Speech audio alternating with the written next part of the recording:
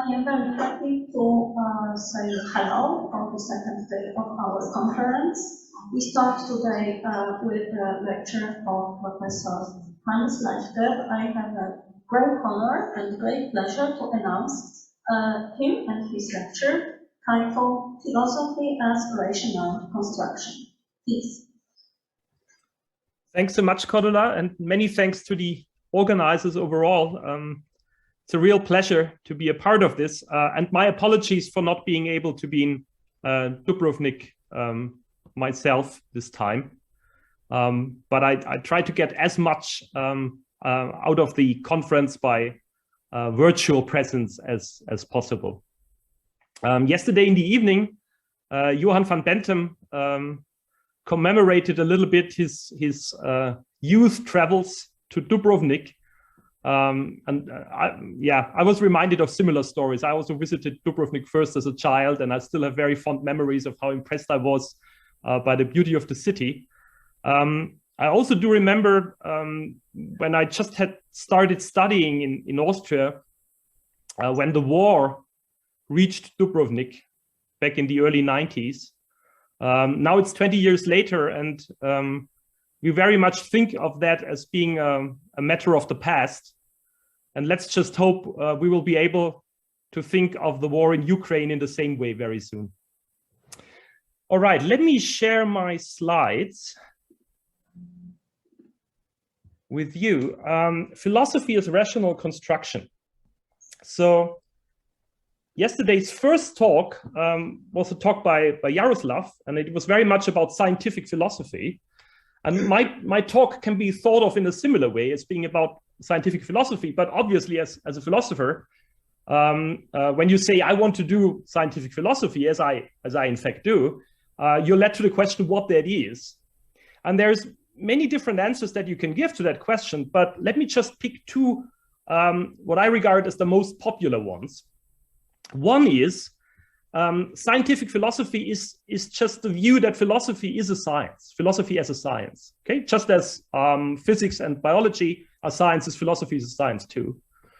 So this is usually associated with kind of naturalism or Quine, Penn-Meddy in a similar but slightly different guise than Quine, Tim Williamson maybe, and Jaroslav himself yesterday was sort of defending a view like that. Now, all of that is a bit vague, right? Similarly, the question, what is science, right? So we will only be able to expect vague answers to questions like that. But I take it science has a name, namely the description and explanation and prediction of natural phenomena and abstractions thereof. So philosophy, if it is a science, should then really be a high-level description of the world, okay?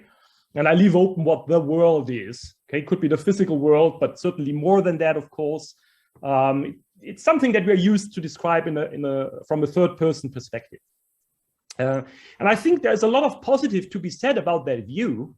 Okay, so in many ways, I'm sympathetic to that. For a very long time, there was not much of a demarcation between philosophy and science at all. Okay, but of course, a lot of that was to do that science hadn't developed as a proper modern subject in itself as yet. The terms philosophia and scientia have been used interchangeably for a long time. Okay? But then again, we no longer do that. Okay, and I think there is a reason. Okay, so which also gives me some doubts about that view of philosophy as a science. There are some areas in philosophy where I think this way of viewing philosophy fits quite well. So, for example, you know, I have colleagues who are doing semantics, and you can think of that as a part of philosophical logic or philosophy of language, but also of theoretical linguistics, okay? And there's not much of a boundary to be drawn here, okay? And similarly, people who work in the philosophy of mathematics or in the philosophy of physics are sometimes, you know, doing stuff that you could also categorize as mathematics and physics, okay? So again, the boundary is fuzzy. But personally, I more think of that in the way that if you have a fuzzy, a vague boundary, okay, then sometimes you're happy to say, you know, someone is bald just as much as you're happy to say the person is not bald, and it doesn't matter that much, okay? So I think there are cases like that where it doesn't really matter whether you categorize them as philosophical or scientific. But that by itself doesn't show that philosophy is a science. Okay, it just means that the boundary is fuzzy. So, you know, I'm sympathetic to the view, but I'm also worried. I'm worried that this is not the kind of self-image that will be able to guide us through the next couple of centuries in philosophy. Okay, and there is always the danger, if you understand philosophy as a science, that what we end up doing as philosophers is maybe science, but maybe bad science. Okay, quite simple science where we don't share sort of the sophisticated methodology that the special sciences have developed. Okay, so that's the danger, and that's why I'm still worrying also about that proposal. There is another view of scientific philosophy, which you know, I want to subscribe to in my talk today, and that is to say that philosophy may well have different aims than science, but it has something in common, something important in common with science, namely the methods. Okay, so scientific philosophy as philosophy that overlaps with science in terms of methods. Okay, so that's in some sense more cautious, and I think that's the view that I have of scientific philosophy. But notice that if you say that philosophy may have different aims than science, but shares important methods with science, we still don't have a proper self-image, right, that can carry us through the future of philosophy, because we've just negatively qualified philosophy. It's something that, you know, has maybe different aims than science. So what are these aims? Okay, so that is what I'm interested today, to give a positive view of scientific philosophy that doesn't reduce philosophy to a science, but by which philosophy ends up having a lot in common with science, namely it shares various important methods with science. And the idea is this one. So as far as I'm concerned, I think of philosophy as being all about rational cultural products, okay? Or as I will soon say, rational intellectual constructions, okay? So an example would be a scientific theory, right? That's a cultural product, and we think of it as being rational in some sense. And then if you take a rational cultural product like a scientific theory, two things can happen, right? On the one hand, we want our scientific theories to be reflective of the world.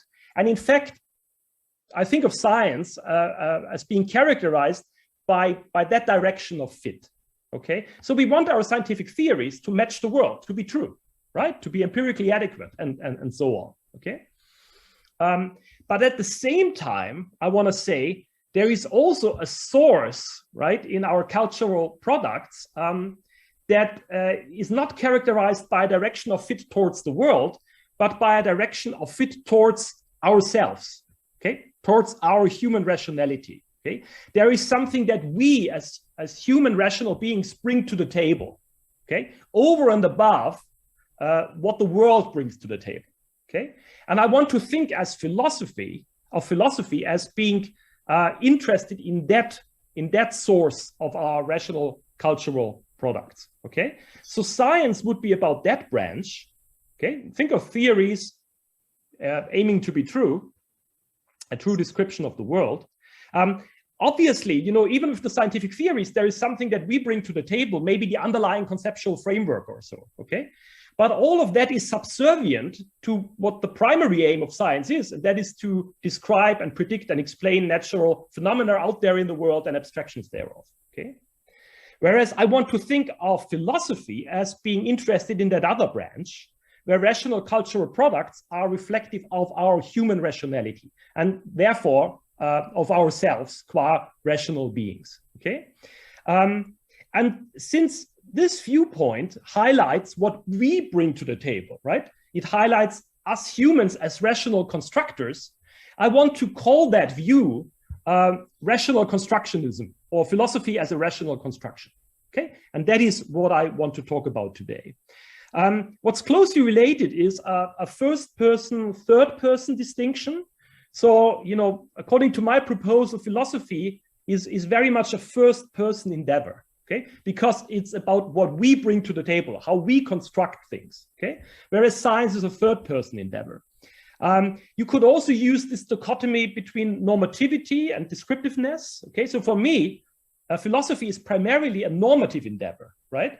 Now, at the same time, we also sometimes describe stuff and hopefully come up with true assertions, right? True propositions in philosophy. That's very important too, but it's subservient to the primary normative goal, okay? Whereas science has as its primary goal the descriptive ones. There are also norms in science, right? Say norms how to conduct an experiment. But again, they are subservient to what's the primary goal, and that's the descriptive one, okay? And then finally, Jaroslav yesterday referred to Kant, okay? So I thought I need to refer to Kant myself here. Also because I'm working in Germany and it's part of our contracts. At least once in our talks, we have to refer to Kant. So let me do that now and get it over with. Okay, so I think of it also in the following Kantian way. So this branch, the science branch, is really the execution of Verstand, understanding, whereas philosophy is very much the execution of Vernunft, okay, reason. So there is an underlying Kantian picture, if you like.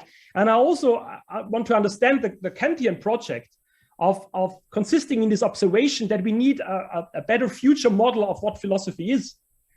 Especially given the great success of the sciences, okay? And I think Kant in the Critique was after something like that, and what I want to present today can be thought of as a further development thereof, I hope, okay?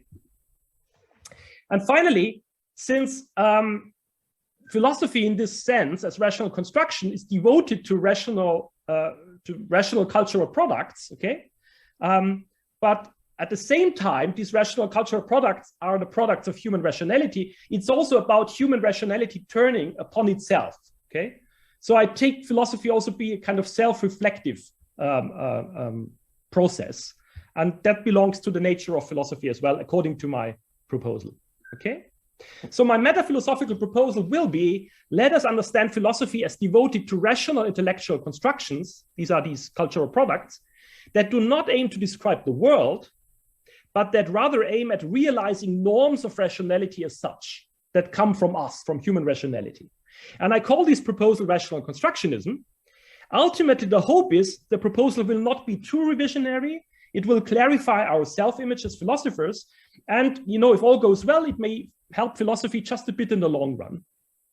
And unless this wasn't clear, let me emphasize it again. It's not my goal to capture everything that was called philosophy at some point. That would be impossible. And it's also not my goal to police philosophers, okay? So, you know, it's a free country, do whatever you like. That's just my proposal, that's all, okay? You might find it useful or not, so be it. And here's my plan. First, I want to say more what I have in mind when I talk about rational intellectual constructions. So that's the first part, okay? Philosophy is devoted to them, so I need to tell you what that is. And then the second part is the aim of realizing norms of rationality as such. I want to say a bit more about that. And once I've gone through these two sections, you should have a clearer picture of what my meta-philosophical proposal is like. And in the third part, I will just compare rational constructionism in that sense with science. There's a lot of overlap in methods, okay? But it's not the same thing, and that will be my point. And then I'll draw some conclusions at the end. And along the way, I've picked a particular test case, a case study from philosophy. And in my case, this is just, you know, an arbitrary pick. It will be formal theories of truth as philosophers have developed them in philosophical logic, okay? I could have used other case studies, and on other occasions I have used other case studies, but that's the one that I pick for today, okay? All right, so the first part of the proposal is, let us understand philosophy as aiming at rational intellectual constructions of a certain kind, you know, the of a certain kind thing that's to do with these norms of rationality as such, that I will explain later. But let me first say more about rational intellectual constructions. And in order to give you a feel of what I have in mind here, it's useful to start with special rational constructions, namely rational reconstructions, okay? So this is broader, it's rational intellectual constructions, but it's a good thing to start with special rational constructions, namely reconstructions. And that's the term that, you know, not I have introduced, but, you know, that's been in use for a long time. For example, that's where I got it from originally. It's a term that Carnap uses For example, in his Aufbau, the logical structure of the world, from 1928, but it was also used by other logical empiricists, but also philosophers of a completely different stripe, like Habermas, okay? There's something like this of sorts that you find in John Dewey and in various other philosophers, okay? As far as Carnap is concerned, later he also spoke of explication, but explication is restricted to the explication of concepts, whereas rational reconstruction is broader. You can rationally reconstruct concepts, but also other entities, okay? And I like the broader view, okay? Also, explication is always very much to do with making things more precise. Rational reconstruction is not necessarily about that. It's often about it, but not necessarily, okay? So I like the broader term, and that's the term that I will explain now, okay? So part of what philosophy is about is carrying out rational reconstructions. So what is that? These rational reconstructions are activities, processes, okay, something that's going on that we can conduct as philosophers. Sometimes we also mean by rational reconstructions the results of these products, okay? The re part, the RE, points to the fact that in rational reconstructions, you start with something that's already there, some X, okay, upon which we as philosophers reflect. And these X's are intellectual, cultural products that have some rationality features, okay? I will give you an example very soon, okay? That the construction means that we as philosophers, we're taking apart this X, okay? We're studying it, okay? Under an intellectual microscope, as it were, okay? And then we amend it and we reassemble it. It's a kind of engineering process that's going on, okay? So these days, conceptual engineering has become a very popular theme in metaphilosophy. And conceptual engineering is part of rational reconstruction. But as I said, rational reconstruction is not just about rationally reconstructing concepts, but also other entities, okay? But conceptual engineering is part of what I have in mind here. And the rational in rational reconstruction means that when we do all that, we take a particular normative stance. It's a normative endeavor, okay? You determine this thing, X, that you start from. You determine X's rational or irrational features. You evaluate them. If sufficiently rational, you just leave X as it is, okay? You tick the box, fine, it's a good thing. If it's overly irrational, you can't save it anymore, then you just reject it, okay? It can hurt us in our rational lives. And in all other cases, that's the interesting cases, you correct some of the irrational features and you enhance some of its rational features, okay? So you correct irrationality and you enhance rationality, and you do that by replacing the X by a similar, but hopefully more rational X prime. So rational reconstruction in the standard case is really this transition from an X to a more rational X prime, okay? So you get the idea. Philosophy, if you view it like that, is a kind of rational therapy, and that should ring a bell, rightly, because it sounds very much like a Wittgensteinian proposal, okay? One that Jaroslav yesterday mentioned in his talk, but I think he dismissed it, okay? And like in Wittgenstein, the medicine for this therapy is crucially involving language, right? Think of a philosopher as not using language in any sense. That wouldn't fly, okay? And I think all of that is right. It's just that my proposal, I think and I hope, goes far beyond Wittgenstein, and that's good, okay? Because Wittgenstein is far too restrictive, okay? And as an Austrian, I'm allowed to say that, okay? I'm allowed to criticize Wittgenstein, and that's what I'm doing here, okay? So, contrary to Wittgenstein, the object of the therapy, the object of rational reconstruction need not be language. It can be language, it can be linguistic, but you can also rationally construct concepts and frameworks and beliefs and reasoning and decisions and norms and how they all relate to each other and so on, okay? So it's not all about, repairing language. That would be too restrictive. And contrary to Wittgenstein, the therapy doesn't have to be just a diagnosis or an amputation where you reject stuff, okay, that's bewitching you. But in the standard case, rational reconstruction involves, sophisticated treatment. You replace an X by an X prime, okay? And this process might involve precisification. You get more precise, you get more systematic, okay? You clarify. And by doing all of that, maybe what you do is you end up defining a concept, you end up defending philosophical theses, you construct philosophical theories and models, you develop new conceptual framework, you apply logical mathematical methods, and so on and so forth, okay? In particular, the therapy, the rational reconstruction, may involve the defense of proper thesis. Okay, so there are philosophical statements that we put forward that are hopefully true. And we systematize them and bundle them in terms of philosophical theories and models. Okay, so all of that is part of my story, but it wasn't part of the Wittgensteinian story. Okay, so keep that in mind. Now, if you look at rational reconstruction diachronically, because I said it's a process, it's an activity with stages, then typically the first stage is an analysis. You analyze the X that you're given, and then in the second stage, you destruct the X if it's too irrational, or you replace it by a more rational X prime, okay? Rational reconstruction is the whole process, but the first stage is typically analysis. And in cases where after the analysis, you find out that the X is fine, you don't need to repair it, then rational reconstruction just boils down to rational analysis, and that's it, okay? So if you like to think very traditionally of philosophy as conceptual analysis, that's part of my story. It's just not exhausting my story. There is more to philosophy than just conceptual analysis, okay? But it's certainly part of it. Sometimes rational reconstruction should go beyond plain analysis, okay? So when you reconstruct something, an inference or a reason or a presupposition, and then you find out something is wrong, okay? The inference is invalid, the reason is bad, the presupposition is false, okay? Then it's not good enough to just, be happy that you found out about that, but you want to repair the problem, okay? So that's the additional step beyond analysis that we often need. And what I mean by rational construction now is either rational analysis, okay, or rational reconstruction, or, and that's the final extreme part, the final limit case, a completely new X prime gets constructed without an initial X, okay? So rational construction proper is where the RE is missing. You just create something out of the blue, right? A nihilo, okay? Again, by applying rationality norms, I will get to that later, okay? But there isn't an X that you started from.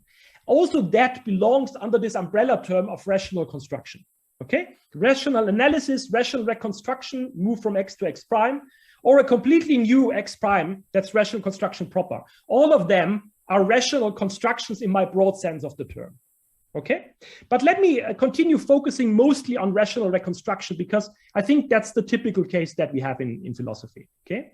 Now, in this rational reconstruction process, we typically clarify as philosophers, we precisify, we systematize, because all of that facilitates the rational criticism and improvement of X, okay? We get a better understanding of the X, we get a better assessment of the informativity of X, okay? And we get a assessment of the order or structure of the X. But, that's not an end in itself. Ultimately, we want to improve, okay? That's the point. But clarification, precisification, and systematize facilitate this rational improvement, okay? The X prime that we end up with should be more rational than X, but at the same time, it should be functionally similar enough to X for the relevant purposes, okay? So in many contexts, the X prime we should be able to use where previously we used the X. Okay, that's the idea. The rational in rational reconstruction or construction should be understood very broadly. So this involves theoretical rationality, which is about truth, practical rationality, okay, which is about very broadly usefulness. I do not confine rationality to just instrumental rationality. Whatever you have in mind now with rationality, put it here and we can talk about it, okay? And in the course of the process, we need to study the norms of rationality that drive the process. There are mediators that allow us to carry out a rational reconstruction. The rational reconstruction comes with presuppositions which we need to question and so on, okay? And all of them are themselves subject to rational reconstruction again. So this is this kind of self-reflectivity that I advertised at the beginning, okay? So that's the picture. You start with the X, a human cultural product. You want to end up with an X prime that's more rational, or at least, if it's just analysis, more rationally transparent, okay? They should be functionally similar. And, in the course of the process, you need something that mediates between the X and the X prime. Typically, that's linguistic. It could be a definition. It could be a theory. It could be a procedure, something like that, okay? That gives you rational control over the process, okay? And you need to justify, okay, the transition from x to x prime by them being similar enough for the purposes in question. And you know, this transition should be driven by norms of theoretical rationality, practical rationality. And practical rationality is something very broad. Okay, think of fruitfulness and power, simplicity, morality, aesthetics, and so on. Okay, these can be very different norms.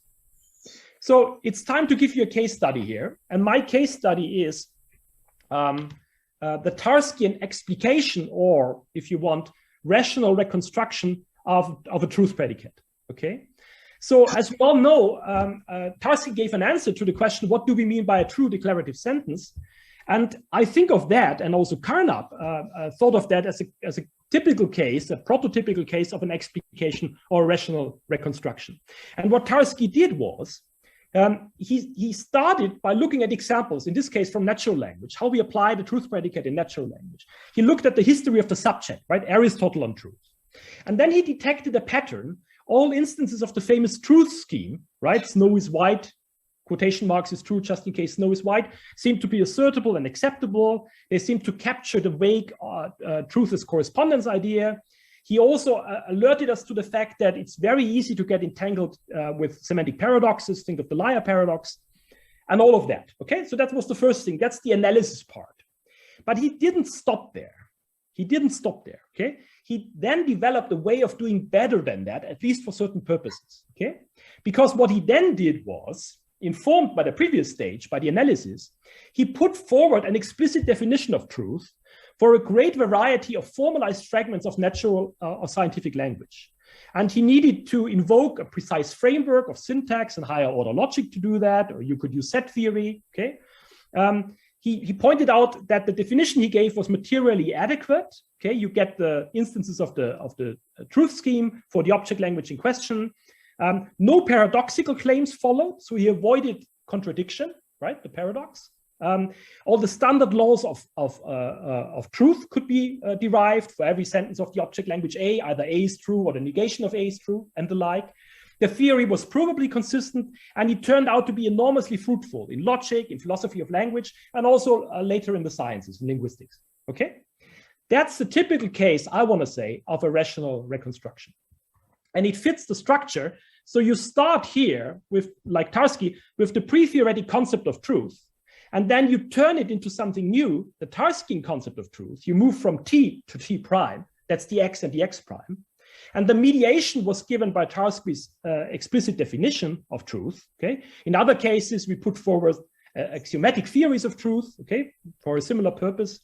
The similarity between T and T prime, that corresponds to the material adequacy. Okay. So T prime still conforms to the original pattern of usage that Tarsky had diagnosed. And the whole thing is subject to norms of rationality. Okay. So by Tarsky's definition being formally correct, it's a proper definition, okay? For example, you get that if you add a truth definition to, say, a theory in physics, that the whole thing will be conservative over physics, right? It's not that you start proving new cool physical law hypotheses by having a theory of truth for physics. That's not what happens, okay? So that's part of the theoretical rationality. And it's very fruitful, right? It has great applications. That's part of the practical rationality. So that's a rational reconstruction. I hope now you have a good feeling what I have in mind here. Now, there are these rational reconstructions or constructions more generally that you find also in science, but I'm particularly interested in those rational constructions that you find in philosophy. And I want to characterize them by saying that they aim at realizing norms of rationality as such. So let me explain what that means. The idea is that when we carry out these rational constructions in philosophy, typical of that is that we aim to construct an X prime, that's the better version of the X, right? That satisfies conditions that ought to be the case. And what ought to be the case is given by rationality norms. Rationality requires that it ought to be the case, okay? So the improvement means that we get closer to what the norms of rationality require the X prime to be like, okay? And the norms that are governing the rational reconstruction in philosophy are typically world independent. So the norms do not concern particular ways the world is like or any particular universe of discourse. Okay, so a typical case would be we want the X prime, right, to be clear and precise and systematic and consistent and all of that. Okay, and that can be sharpened. What is meant by that? Okay, like in the case of Tarsky, right? He wanted to be that an explicit definition in the sense of the theory of definitions, right? So this was a norm for him. Okay, but the definition did not commit him, particular ways the world is like. You don't get new physics out of that. Okay. And you can add the definition of truth, okay, to any object language, whether it's about, a physical domain or a domain in chemistry or a biological domain or psychological domain or a mathematical domain, okay? So it's independent of any particular universe of discourse, okay? So that's this world independence that I have in mind, okay? You could also say that aim at realizing general norms, okay, rather than norms that are specific for a particular domain or a particular, that come with a certain commitment to what the world is like, okay? So it's about these general norms that drive the rational reconstructions that we find in philosophy. That's the idea. So if you think of constructions of bridges, okay, glasses, artificial hearts, then these are not part of philosophy because they are not intellectual constructions, okay? So philosophy is about intellectual constructions, okay? The world 3 in Popper's sense, okay? It's about abstract entities in a sense, okay? It's not about the construction of physical entities, okay? You find the rational intellectual constructions in science, for example, where you find the construction of scientific concepts and theories and so on, also in mathematics. But these are not philosophical rational constructions because their aim is not to realize norms of rationality as such, but they rather serve specific scientific domains, okay? So for example, one of the case studies that Carnap was interested in was Karl Menger's rational reconstruction of the notion of dimensionality in topology, okay? So this was something that, Carnap was able to discuss with Menger when they both were in Vienna. And Carnap thought of that as a typical rational reconstruction, the way Menger came up with a very fruitful definition of dimensionality in topology, okay? But that's not a rational reconstruction that's philosophical, it's mathematical, okay? Because the norms that were governing it were geometrical or topological in nature, okay? What's typical of philosophy is that philosophy is devoted to rational reconstructions where the underlying rationality norms are general. They are not tied to geometry or topology, okay? But sort of invariant under all domains. That's the idea, okay? Similarly, if you study rationality in human beings empirically as a psychologist, that's great, but that's not rational reconstruction in philosophy that I have in mind. Because there, you are governed by norms. Think of experimental norms, how you carry out experiments in psychology, okay? Great, there are norms there too, but they are subservient to what is the general descriptive aim. You want to describe and explain, maybe inferences that are rational or irrational in human beings, okay? But then you're a scientist, okay? And when you come up with theories, okay, or with new concepts, you can think of them as rational constructions if you like, okay? But they are not governed by norms of rationality as such, okay? That's the difference. Okay, on the other hand, if you think of what we traditionally thought of as philosophy, then I think it matches quite well what I have in mind here. So philosophy typically in the past has been claimed to be a meta-science or a meta-discipline. And that's right, because rational reconstructionism thinks of philosophy as studying something, namely rational constructions, rational intellectual constructions, okay? So it's meta in that sense, okay? Philosophy was said to be a normative discipline, and, rational constructionism is a normative proposal, okay? Philosophy has been said to be a priori. That's even something that you got from Jaroslav's talk yesterday, okay?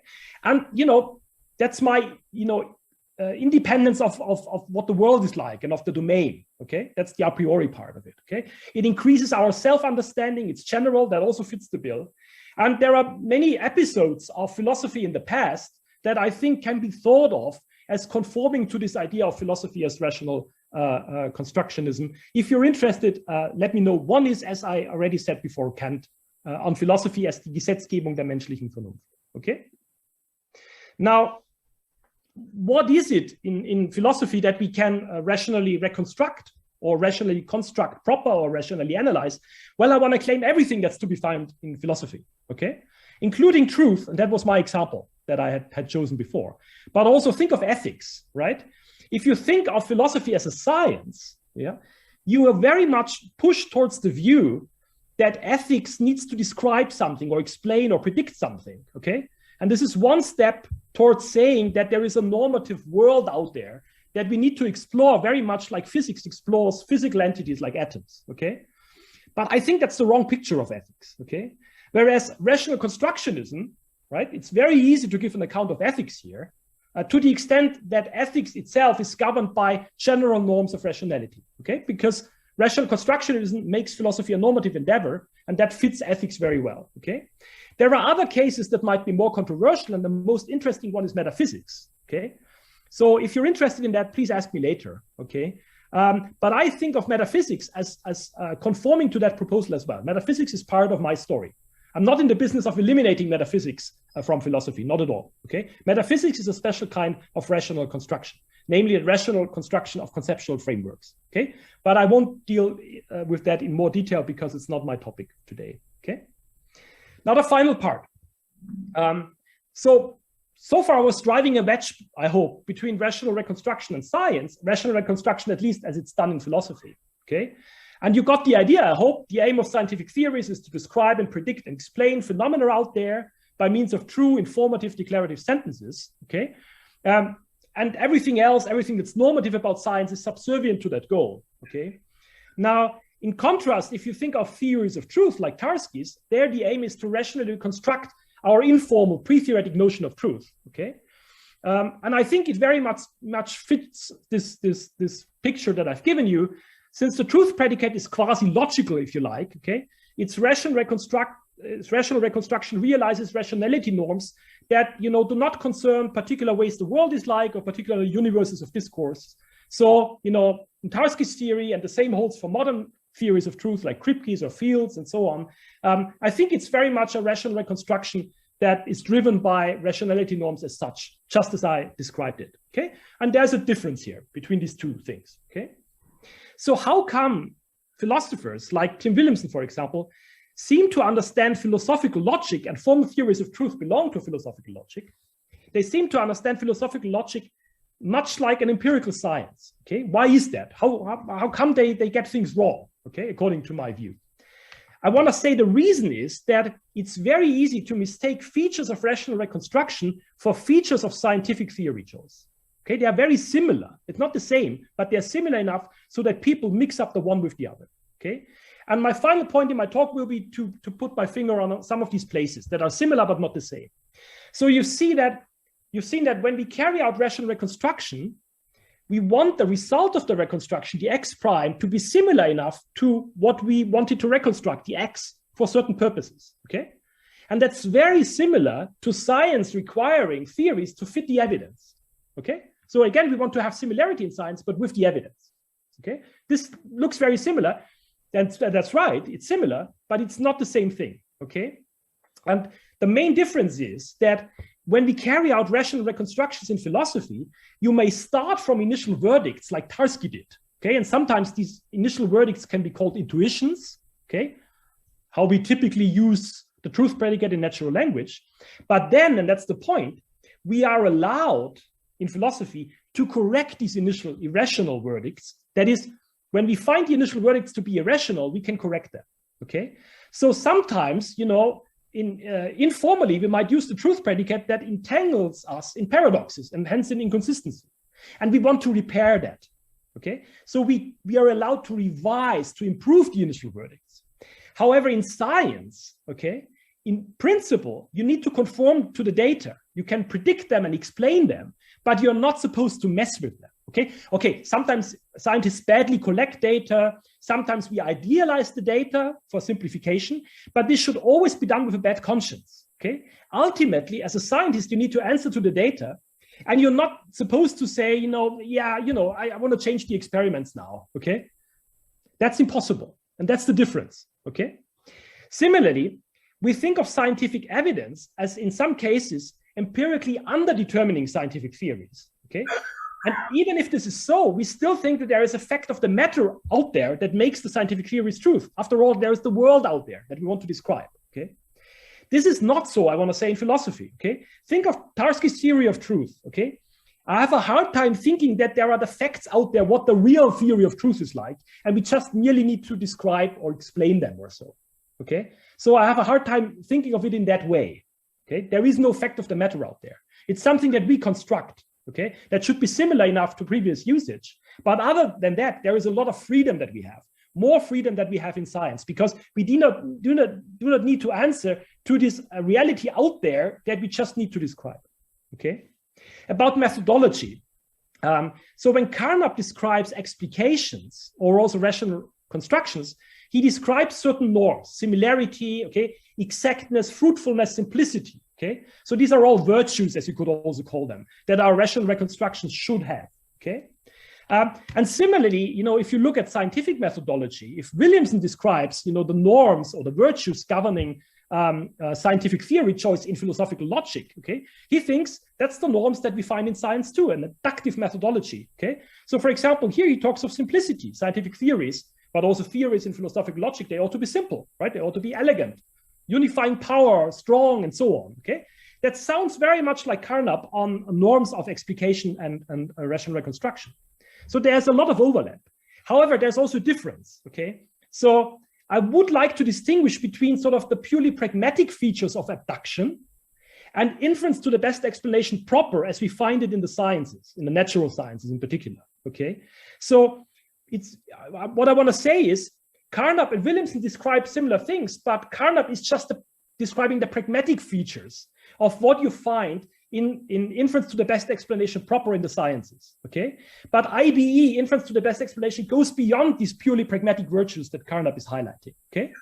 Why? Because ultimately our theories should also be inductively confirmed. So you need to go beyond the purely pragmatic, okay? We want to have a true description of the world ultimately, okay?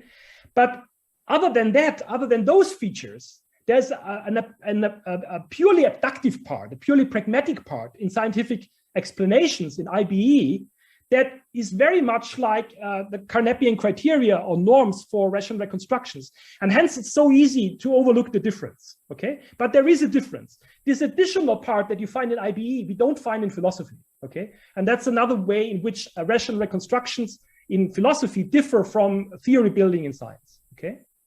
The methods, partly, you know, we share the methods with the scientists, okay? And the typical case are mathematical methods. Obviously, they are used in science and are hugely successful. And in my case study of Tarsky, Tarsky was using logical mathematical methods, higher order logic and set theory, when he gave his rational reconstruction of truth, okay? And we can extrapolate from that, okay? In general, I think rational constructionism is a view of philosophy that allows us to share method with science. And it's more than that. We ought to share method with science because these methods help us to enhance clarity and exactness and systematicity. And that's all part of the project of rational reconstructionism, okay? It also explains why science and philosophy can go hand in hand and interact so successfully, like described by Johan van Bentem in his evening talk yesterday, okay? And as far as mathematical methods are concerned, since mathematics can be viewed as a general theory of structure, it can be applied everywhere. Because everywhere structure is to be found. Also in philosophy, structure is to be found. And that is why we can so usefully apply mathematical methods, okay? So we share the applicability of mathematical methods with science, but this does not mean that philosophy becomes a science. It just overlaps with science, okay? In terms of its methods, okay? And finally, progress, both science and philosophy make progress, okay? So this is something that has also been discussed in some of the talks yesterday, but there is also a difference here, right? So scientific progress ultimately, I want to say, leads to some degree of convergence because ultimately, whatever we want to do in science, we want to describe one and the same world out there, and that stabilizes theory choice, okay? So there must be some kind of convergence in science because there is one world that we describe. Now, I want to say in philosophy, there's also progress. The rational constructions that we carried out as philosophers 2,000 years ago, okay, are not as good as those that we carried out, you know, in the last 50 years. So we have improved philosophy. in terms of clarity and exactness and systematicity and rationality features and the methods and so on, okay? But we shouldn't expect, while diagnosing this progress, the same kind of convergence, because there is no stabilizing world out there. Because, remember, according to my proposal, philosophy is a normative endeavor and not a descriptive one, okay? So philosophy and philosophical reconstructions are driven by rational choices that are not committed to what the world is like or any particular universe of discourse, okay? So it's much more open-ended and much less uniquely determined than the progress that you find in science, okay? It's a bit like building bridges. There is progress, right, from the bridge here to the bridge there, but it's very open-ended, right? Okay, and there is no convergence. All of these things can be thought of as bridges in some way, okay? And I want to say philosophy is like that. And if you look at what happened in the area of formal theories of truth after Tarsky, that's exactly what you find, okay? So people didn't stop with Tarsky on truth, but improved on Tarsky, okay? By turning the explicit definition into a merely axiomatic system, extending the applicability to languages with the truth predicate, so you get type-free languages for which you define truth or axiomatized truth. You might preserve classical logic, but restrict the truth scheme, okay? But you might also change logic, and you might change logic by changing the logical constants, right? Maybe you use many-valued logic, or you change the structural rules. That's what the young guys, philosophers are doing these days in formal theories of truth, okay? So you get this progress, but you don't get convergence. And that's exactly what is to be expected according to my proposal, okay? So the conclusions are, I hope, okay, I've shown that rational constructionism, this kind of view of philosophy, might itself amount to a fruitful rational reconstruction of scientific philosophy, okay? The upshot is that philosophy differs in its aims from science, but both are helped by scientific methods, in particular mathematical methods, and both make progress. But it doesn't mean that they're the same thing. Okay, and the final note is one that I'm personally interested in. Rational constructionism may also be viewed as reviving what might have been good about the good old logical empiricist project, while leaving behind what was maybe bad about it. Thank you very much.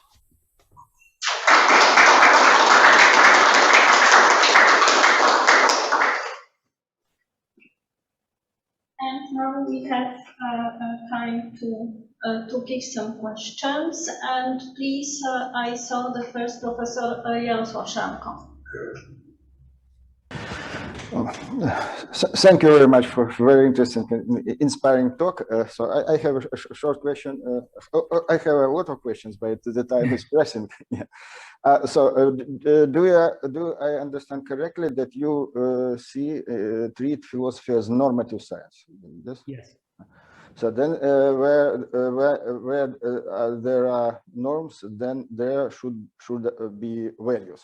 Yes. Yes. So would you be sympathetic with the neo-Kantian view of philosophy? For example, Windelband describes philosophy as a critical science about universal values. So is it in the direction?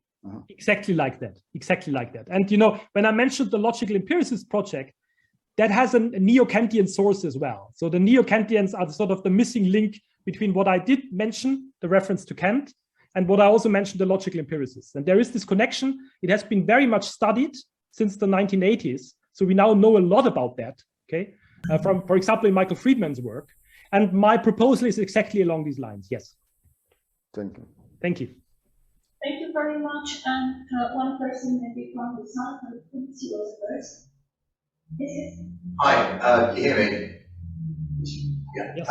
So I just wanted to ask, so take for example the rational reconstruction of ethics, for example, right? I mean, I was under the impression that I thought I cared about ethics because it was, there were norms out there that were binding on me, right? And if it's merely rational reconstruction, why then do I care about the ethical concepts that I have? You know, what use are they to me if they're not corresponding to something in the world that actually determines what I ought to do? Good question. But that inference is much too quick to me. So yes, norms of rationality are binding, okay? But that doesn't mean that their power comes from the world or so. So to be honest, in ethics, right, I never quite understood how the world ought to tell us what we should do. So here I'm very much with the tradition of Hume that, you know, we should be very careful to avoid is-ought inferences.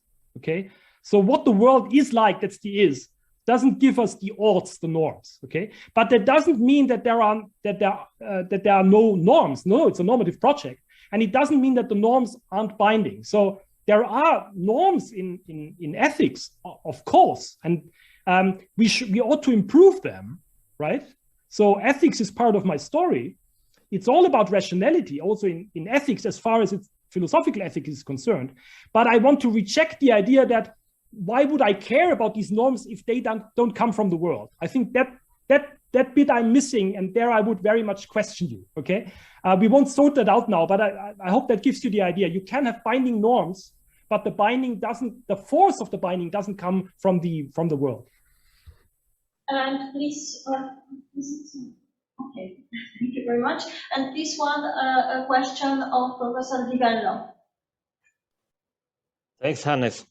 Thank you. My question is there a role for experimental philosophy in your view of scientific philosophy, perhaps in testing the similarity of function, or yes, if it is to be rejected at all?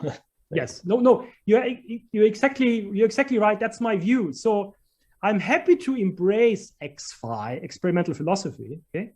And I very much think of what experimental philosophers are doing as checking for the similarity between the X and the X prime, okay?